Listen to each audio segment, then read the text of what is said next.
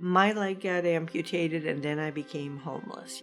I've been homeless since 1968.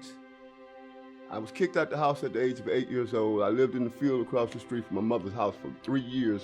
I was on the streets at 10 in Salt Lake City for a couple of years, and then I started hopping freight trains, and that's what got me out of the city and traveling everywhere. So really, by the time I was 12, I was traveling all over the place. Our friends that live on the streets never laid in bed at night, dreaming about being homeless, smoking crack, living in places not considered habitable on human standards. They did not make that choice. But when you've been told all of your life that you were one glorious giant pile of poo, and then we stuff you to the furthest fringes of society, there's not a human on the planet that would respond favorably to that kind of treatment.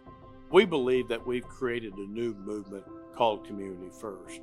Community First Village is a 27-acre master plan community designed specifically to lift the chronically homeless up off the streets of the Austin area into a place that they can call home, heal from the ravages of living on the streets, and rediscovering a purpose in their life, and then going out and beginning to care for others in the world. When I first pulled in off Hog-Eye Road and I first seen the teepees and the vintage RVs, it was insane. Never seen anything like it. You know, where else can you gonna go? You're gonna see humongous teepees on platform, a row of vintage RVs, and it being a bed and breakfast. And you pull on closer, you know, you got a bus stop in the neighborhood.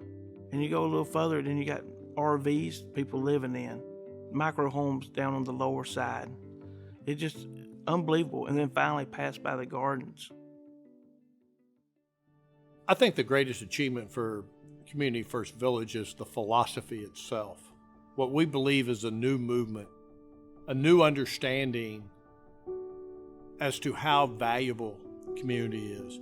An understanding that says that housing will never solve homelessness, but community will.